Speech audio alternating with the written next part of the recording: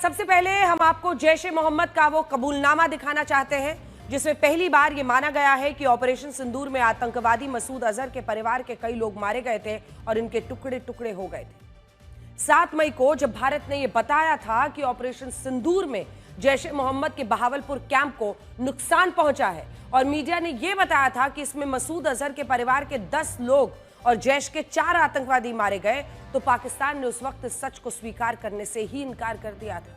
और हमारे देश में भी ऐसे कई लोग थे जो इसके सबूत मांग रहे थे, लेकिन आज ऐसे तमाम लोगों से हम कहना चाहते हैं कि पाकिस्तान ने इसके सबूत दिए हैं। और 15 सितंबर को सियालकोट में जैश ए मोहम्मद की एक रैली हुई और इसी रैली में जैश के टॉप कमांडर मसूद इलियास कश्मीरी ने यह कहा कि जिस पाकिस्तान के लिए उसने और उसके जैसे बाकी आतंकवादियों ने अपना सब कुछ कुर्बान कर दिया, उसी पाकिस्तान में 7 मई को मसूद अजहर के परिवार के कई लोग मारे गए और उनके टुकड़े टुकड़े हो गए। आप खुद इस कबूलनामे को पहले सुनिए, देखिए।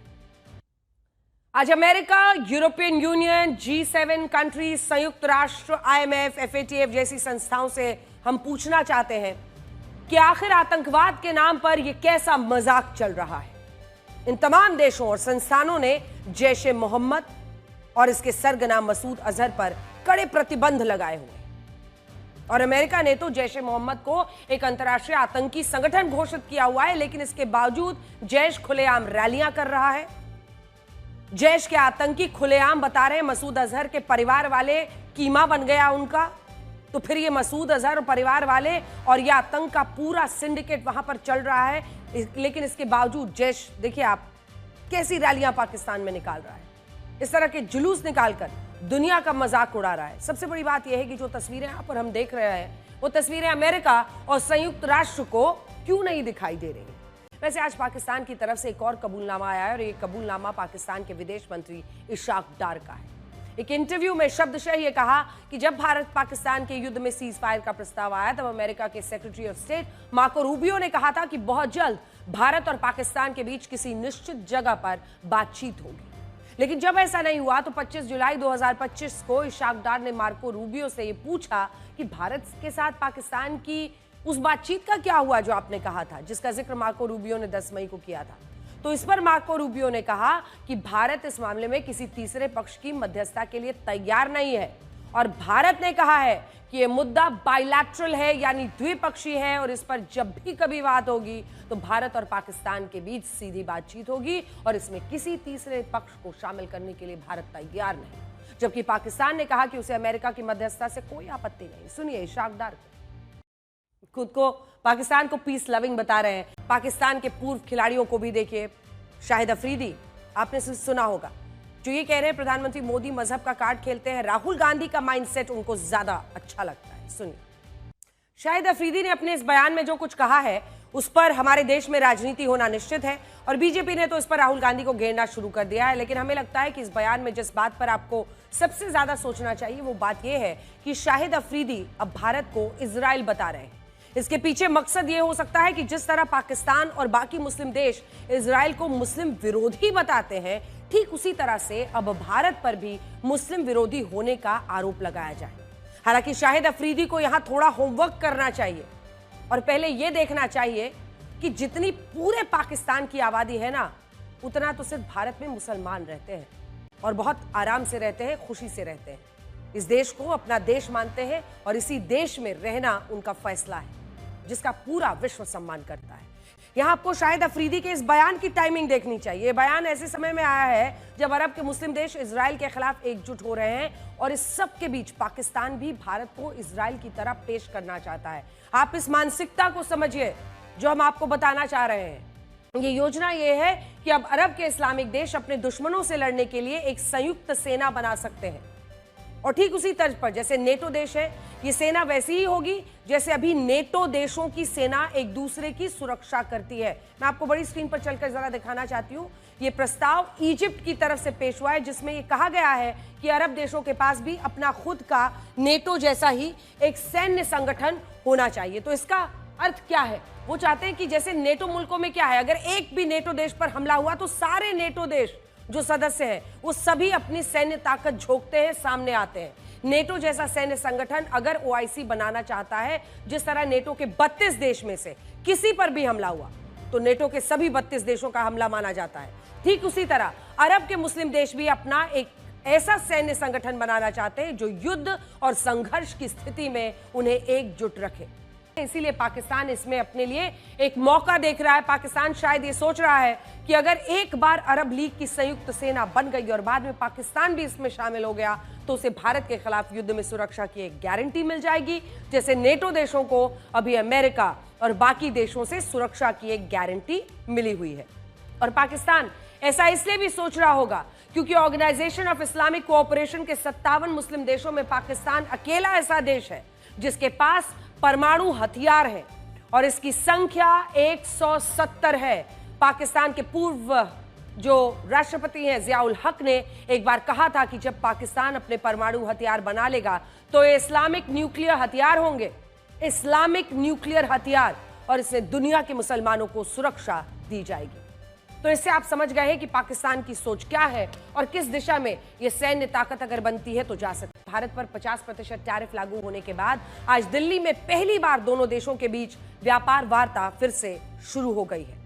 दक्षिण एशिया के लिए अमेरिका के व्यापार प्रतिनिधि ब्रेंडन लिंच आज दिल्ली आए और यहां उनकी मुलाकात वाणिज्य मंत्रालय के विशेष सचिव राजेश अग्रवाल से हुई। अभी इस बातचीत के मुद्दे को सार्वजनिक नहीं किया गया है, लेकिन ऐसा कहा जा रहा है कि अब टैरिफ के मुद्दे पर जिन बातों को लेकर भारत और अमेरिका के बीच विवाद था उन्हें सुलझाने की कोशिशें फिर से शुरू हो गई हैं। बड़ी बात यह है कि अमेरिका के राष्ट्रपति डोनाल्ड ट्रंप ने अपने होमवर्क में सुधार किया है। पहली बार यूरोपियन यूनियन और नेटो देशों से भी ये पूछा है कि वो आखिर रशिया से कच्चा तेल क्यों खरीद रहे हैं। आप किसी चलिए, इनका होमवर्क तो थोड़ा पहले से ठीक हुआ है, अब समझ में आ रहा है, लेकिन खुद कितना सौदा करते हैं रशिया के साथ अभी तक वो पता नहीं। ये सवाल कभी अपने आसपास के लोगों से या अपने सामने वो रखेंगे या नहीं। अगर आप इस ग्राफिक्स को देखेंगे तो आपको पता चलेगा कि सिर्फ पिछले एक महीने में रशिया से सबसे ज्यादा 47% कच्चा तेल चाइना ने खरीदा। लेकिन अमेरिका के साथ समस्या यह है कि भारत को लेकर उसकी शिकायतें खत्म नहीं होती। अब अमेरिका के कॉमर्स सेक्रेटरी हावर्ड लटनिक ने ये शिकायत की है कि भारत की आबादी 140 करोड़ की है, हमसे मक्का क्यों नहीं खरीदते, और भारत अमेरिका के हर सामान पर भारी टैरिफ लगाता है। अमेरिका के कॉमर्स सेक्रेटरी ने 50% टैरिफ को सही ठहराने के लिए ये दलील तो दे दी, लेकिन उनका ये दावा हमारे फैक्ट चेक में गलत निकला। साल 2024-25 में भारत ने कुल 2189 करोड़ रुपए के मक्के का आयात किया, जिसमें 18 करोड़ 19 लाख रुपए का मक्का हमने अमेरिका से भी खरीदा था। ये बात सही है कि भारत अमेरिका से ज्यादा मात्रा में मक्का नहीं खरीदता, लेकिन इसके पीछे भी एक ठोस वजह है कि हम जितना मक्के की खपत करते हैं लगभग उतना मक्का का उत्पादन हमारे देश में होता है। साल 2024-25 में भारत में 3 करोड़ 56 लाख मीट्रिक टन मक्के का उत्पादन हुआ, जबकि 3 करोड़ 74 लाख मक्के की हमारे देश में खपत हुई। भारत इथेनॉल ब्लेंडिंग वाले पेट्रोल के लिए मक्के का आयात करता है और इसके लिए भी हम अमेरिका से ज्यादा मक्का इसलिए नहीं खरीदते क्योंकि अमेरिका में मक्का जेनेटिकली मॉडिफाइड क्रॉप से होता है। तो हम यही कहेंगे कि भारत पर आरोप लगाने से पहले अमेरिका के नेताओं को अपना जरा होमवर्क बेटर करना चाहिए। नेपाल के काठमांडू पोस्ट ने इस हिंसक आंदोलन के लिए एक नए शब्द का इस्तेमाल किया है और वो शब्द है इन्फोडेमिक। ये है काठमांडू पोस्ट का पूरा आर्टिकल जिसको हमने इन डेप्थ स्टडी किया है कि आखिर ये किस इन्फोडेमिक की बात कर रहे हैं, किसके बारे में ये समझा रहे हैं। तो ये इन्फोडेमिक जिसकी चर्चा ये करते हैं इस वाले हिस्से में, उसमें ये तस्वीरें एक बार दिखाते रहिए नेपाल की साथ में।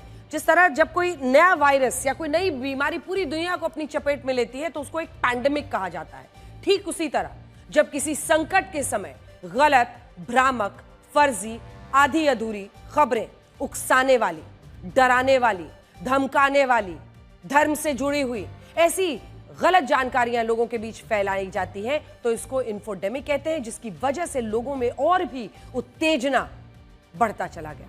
यह गलत सूचनाओं की एक ऐसी महामारी है जिसे अब नेपाल के आंदोलन को हिंसक और उग्र बनाने के लिए सबसे बड़ी वजह माना जा रहा है। मैं काठमांडू पोस्ट की एक कॉपी जो लेकर आई हूं, इसमें यह लिखा है कि विरोध प्रदर्शनों के वक्त नेपाल का हर व्यक्ति अपने मोबाइल फोन पर from weak digital and media literacy, देखिए वो सबकी बात कर रहे हैं। उस वक्त क्या हो रहा था नेपाल में, हर कोई अपने फोन पर लगा था। अगर टीवी था तो टीवी देख रहा था, लैपटॉप से चिपका हुआ था, क्योंकि लोग सोशल मीडिया पर आने वाली जानकारियों पर भरोसा करके परेशान और हिंसा के लिए उत्तेजित हो रहे थे। जैसे आंदोलन के वक्त एक फेसबुक पेज पर यह दावा कर दिया गया कि प्रदर्शनकारियों ने नेपाल के पशुपतिनाथ मंदिर में तोड़फोड़ की कोशिश की है। लेकिन सच क्या था? सच यह था कि यह सूचना गलत थी। इसके साथ शेयर किया गया वीडियो किसी और जगह का था और 2 महीने पुराना था। इसी दौरान सोशल मीडिया पर यह दावा भी हुआ कि सेना नेपाल की सत्ता पर कब्जा करने वाली है और उसकी बख्तरबंद गाड़ियों को काठमांडू की तरफ जाते हुए देखा गया, जबकि यह दावा भी गलत था। लेकिन इसके कारण कई लोग हिंसा के लिए सड़कों पर इकट्ठा हो गए और उनको लगा कि सेना और भी ज्यादतियां करेगी जैसे पुलिस कर रही थी, और इस वजह से लोग और भी उस उत्तेजना, गुस्से के साथ हिंसक हो गए। वर्ल्ड एयर क्वालिटी रिपोर्ट 2024 के मुताबिक दिल्ली दुनिया की सबसे प्रदूषित राजधानी है और प्रदूषण की स्थिति अगर ऐसी रही तो अगले कुछ वर्षों में लाल किला का नाम बदलकर काला किला करना पड़ेगा। इसकी वजह यह है कि वायु प्रदूषण की वजह से लाल किले का रंग काला पड़ने लगा है।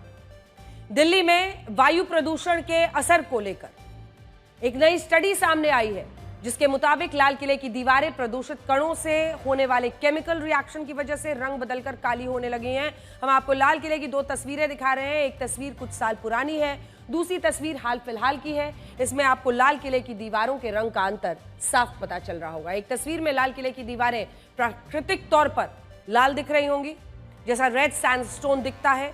सुर्ख दीवारें हैं इस लाल किले की। दूसरी तस्वीर में लाल किले की दीवारें काली पड़ती हुई दिख रही हैं। और वजह क्या है? लाल किला यूनेस्को की विश्व धरोहर की सूची में शामिल है। यह हमारे इतिहास से जुड़ी धरोहर है, इसीलिए इसको लेकर हुई इस नई स्टडी ने सबको चिंता में डाल दिया। यह स्टडी भारत और इटली के वैज्ञानिकों ने मिलकर की है। इसमें पता चला है कि रेड सैंडस्टोन पर PM 2.5, nitrogen dioxide, sulphur dioxide जैसे प्रदूषित कण बुरा असर डाल रहे हैं। लाल किले को रेड सैंडस्टोन यानी लाल बलुआ पत्थर से ही बनाया गया है और प्रदूषित कणों की रासायनिक प्रतिक्रिया की वजह से इसकी दीवारें काली पड़ने लगी हैं। आज वर्ल्ड ओजोन डे है। ओजोन हमारी पृथ्वी का एक ऐसा सुरक्षा कवच है जो सूर्य से आने वाले अल्ट्रावायलेट रेस को सतह तक पहुंचने से रोकती है और इसी वजह से पृथ्वी का पर्यावरण इंसानों, जीव जंतुओं, पेड़ पौधों के रहने लायक बन जाता है। जिस दिन ओजोन लेयर खत्म होने लगेगी, ये मानकर चलिए कि उसी दिन से पृथ्वी इंसानों के रहने लायक नहीं बचेगी। यही कारण है कि वैज्ञानिक ओजोन लेयर को बचाने के प्रयास में लगे हैं और हमें भी पृथ्वी के इस सुरक्षा कवच को बचाने की जरूरत है। आप जानना जरूर चाहेंगे कि आप इसके लिए क्या कर सकते हैं। तो अगर आपको ओजोन परत को बचाना है तो अपने घर के AC को बंद कर दीजिए या उसका इस्तेमाल सीमित इस्तेमाल कीजिए। ओजोन परत को सबसे ज्यादा खतरा क्लोरोफ्लोरोकार्बन्स और हाइड्रोक्लोरोफ्लोरोकार्बन्स जैसी जो रासायनिक गैसेस हैं उनसे होता है और एयर कंडीशनर में इसी गैस का इस्तेमाल किया जाता है। क्लोरोफ्लोरोकार्बन गैस का इस्तेमाल रेफ्रिजरेटर, एयर कंडीशनर्स में ठंडक पैदा करने के लिए किया जाता है।